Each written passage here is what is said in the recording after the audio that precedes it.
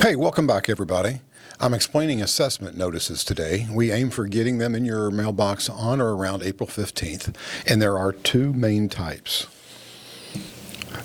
The first is just a postcard, and it's used for all commercial property and for reassessments for things that often require a building permit, like a remodel or a room addition.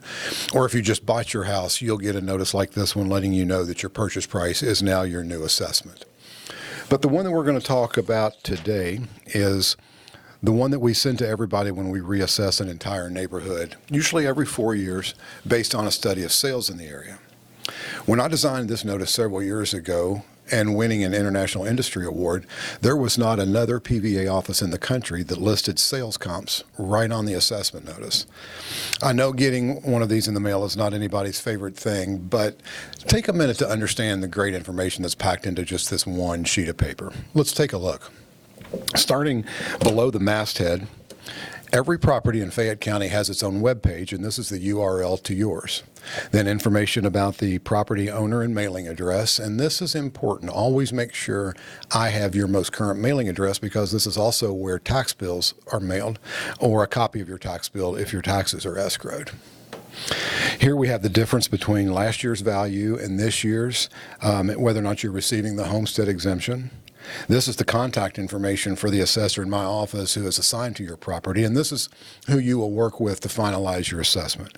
And what I mean by finalize is this notice is not meant to be the final word.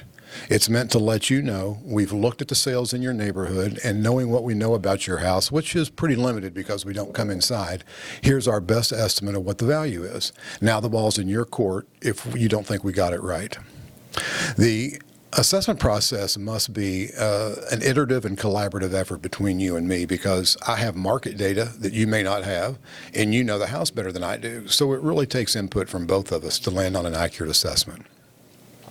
The market data I'm providing is why the notice is such a valuable resource. Let's start on the back. The blue shaded area is your PVA designated neighborhood, and it may or may not correspond with the boundaries of your neighborhood association or your subdivision. It's a boundary that we created to make the comps better by keeping similar homes grouped together geographically.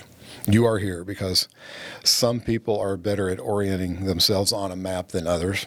And in the left and right margins are the 36 most recent sales in your neighborhood. Smaller areas may have fewer sales, and depending on the neighborhood size and sales activity, this might just be a month's worth of sales, or it could be 2.5 years worth, which explains why the comps for your property may or may not actually appear on this map, because the comps go back to 2022.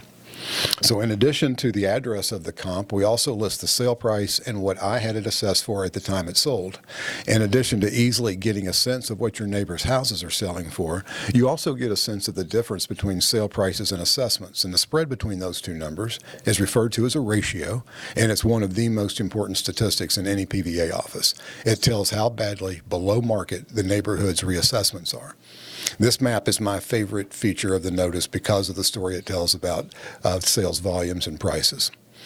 But just keep in mind, it's meant to stand alone and tell a different story than the actual comps. So let's look at the comps. We have the benefit of a fairly sophisticated software package referred to as a CAMA system, which is an acronym for Computer Aided Mass Assessing. And we'll get into that in a little bit more detail in a future video, number 5, I think. But for now, just know the CAMA system picks 5 comps using characteristics like size, stories, bathroom counts, etc., to identify recent sales as much like your house as possible and in the same neighborhood if possible. But there are times when we have to look outside the neighborhood for best comps. One example would be if you live in a neighborhood that's, say, nothing but 1,000 square foot ranches and you have an 1,800 square foot Cape Cod, chances are very good we would have to go outside the neighborhood to find good comps. After the comps are selected, their sale prices are adjusted to account for differences between your house and the sold house. If your house has a basement and the sold house does not, there will be an adjustment for that. If you have fewer bathrooms, that's another adjustment. Any difference between the two in terms of square footage will have adjustments, and so forth. Keep in mind, and this is very important, comparable does not mean identical.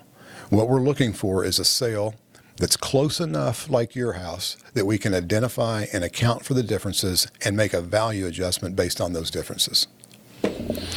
Then the bottom of the notice is basically just information about how to file an appeal or a protest. And the most important takeaway on that is do not let May 19th come and go without talking to me if you think your assessment needs another look. That's the deadline for initiating contact with my office, although please do it earlier than that.